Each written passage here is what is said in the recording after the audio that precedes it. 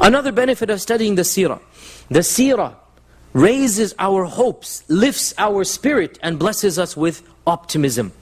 Especially in our times when we're facing Islamophobia, we're facing a little bit of persecution. Wallahi, to call it persecution is even embarrassing when we look at what the Prophet ﷺ and the early Sahaba suffered. We in America are not being persecuted in that sense. Nonetheless, times have changed from the last 10 years. And things are happening now, we're facing a little bit of the heat. We need a source of direction, a source of optimism. And by studying the seerah, we can understand that the people before us suffered even more.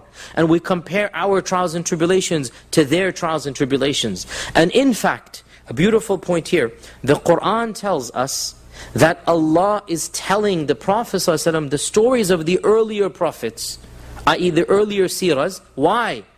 وَكُلًّا نَقُصُّ عَلَيْكَ مِنْ أَنْبَاءِ الرُّسُلِ مَا نُثَبِّتُ بِهِ فُؤَادَكَ. We are going to recite to you the stories of the previous prophets in order that your hearts attain affirmation. نُثَبِّتْ بِهِ فُؤَادَكَ. We're going to make you feel more firm, increase your optimism. So, think about this.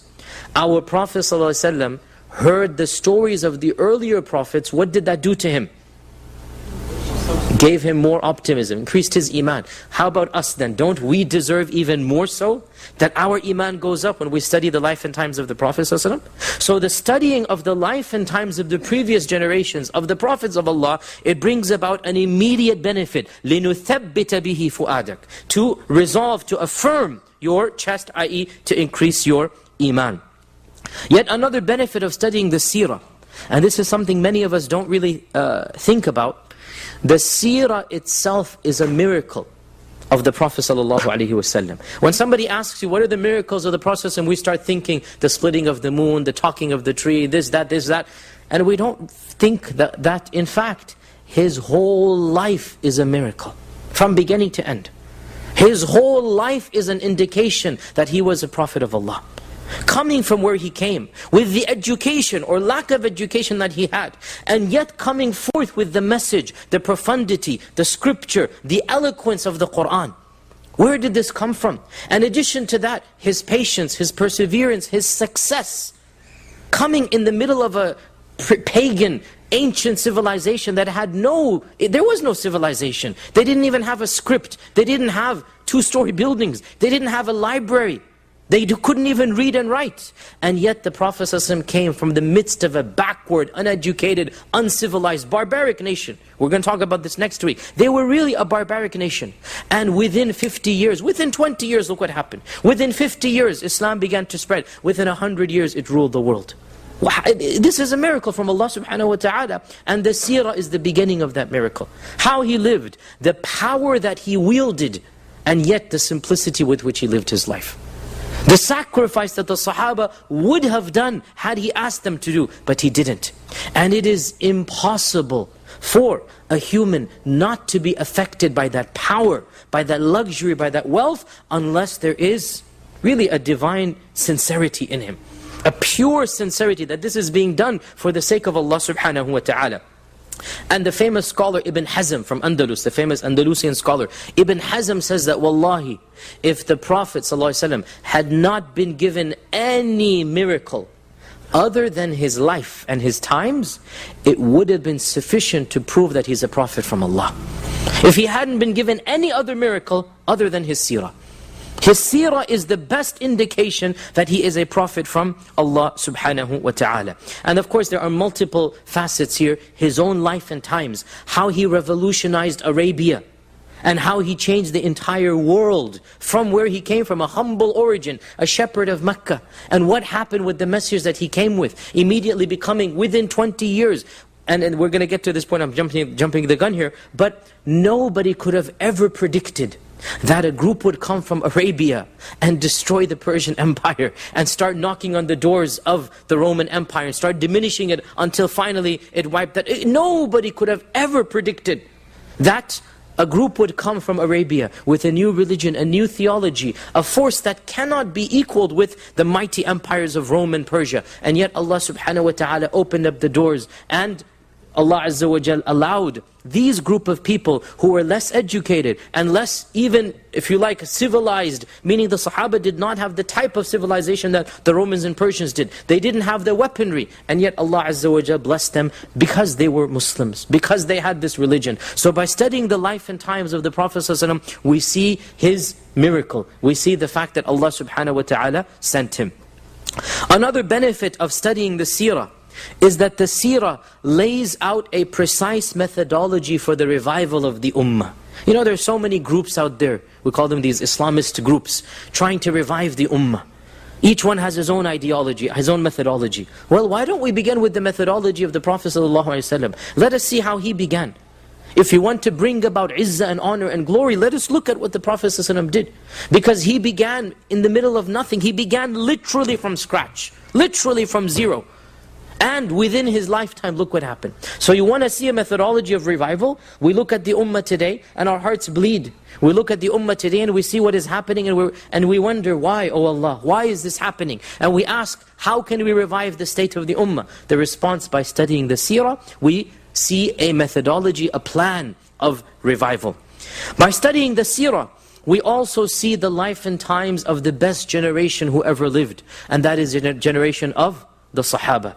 The best generation who ever lived, as we firmly believe. Radiyallahu anhum wa radu an. Allah says this in over 8 or 9 verses in the Qur'an. Radiyallahu anhum wa radu an. Allah is pleased with them. They are pleased with Allah. And the Prophet sallallahu alaihi wasallam said that the best of all generations has been my generation. Khayru ummatin qarni. The best ummah is my ummah, meaning that of the Sahaba.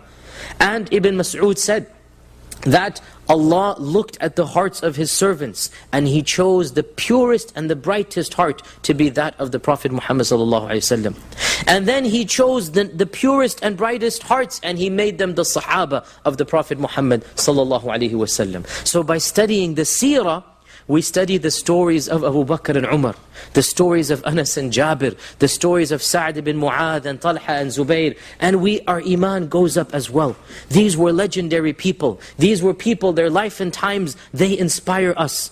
Their sacrifices, their struggles, their perseverance, their patience, each and every one of them is a role model for us. And there is an athar that, it might be slightly weak, but the athar concept is authentic, that my Sahaba are like the stars.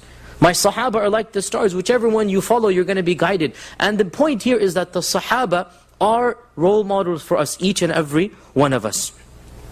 Of the benefits of studying the seerah is that the seerah brings about knowledge with which we can defend the honor of our Prophet ﷺ. The Prophet ﷺ's honor has always been attacked from day one. The Quraysh fabricated things against him. Sahirun kadhab. They said this is ifkun muftara. They said he is a madman, he's a magician, he's a poet, he's this, he's that. Because nobody can explain how the Qur'an came. You have to invent some explanation, right? Where did this unlettered shepherd get the Qur'an from?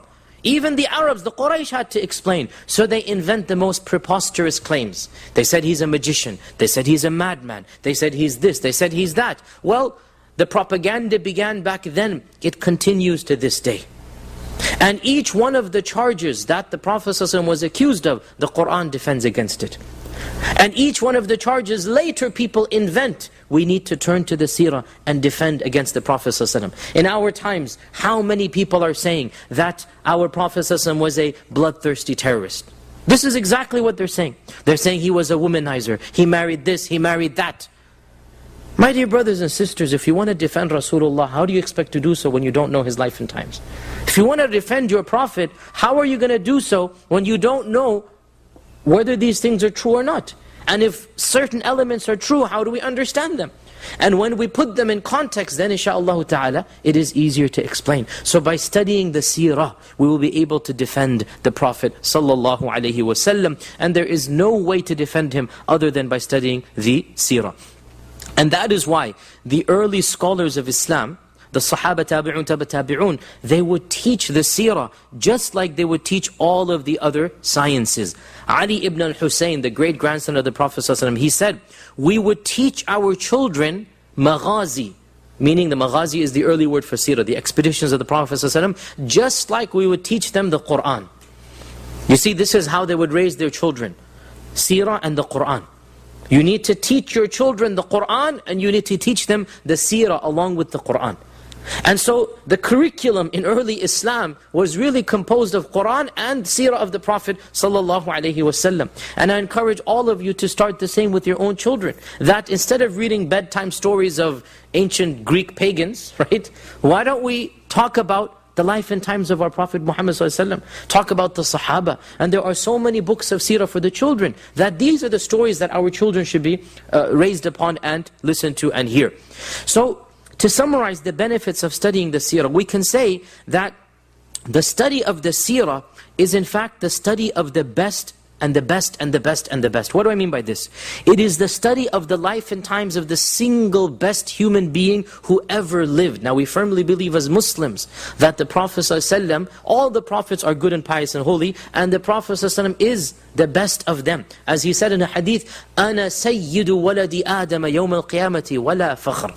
I am the Sayyid, I am the leader, the paragon of virtue of the children of Adam, and I'm not saying this out of arrogance, وَلَا فَخْرٍ. I'm not saying this to boast. This is a factual statement that Allah has told me. So by studying the seerah, we study the best person and the best time, because the best time is the time of the Sahaba. The best people are the people of the Sahaba. The best place, and that is Mecca and Medina. These are the holiest cities on earth. And it is the seerah that brought prominence to these two cities. We firmly believe that Mecca was holy, but who believed it was holy? Who knew it was holy? Who cared it was holy? Until the seerah came. And as for Medina, it became holy in the life of the Prophet ﷺ. The Prophet ﷺ said, I am making Medina holy like Ibrahim made Mecca holy, by the permission of Allah. I am declaring Medina to be holy like Ibrahim declared Mecca to be holy.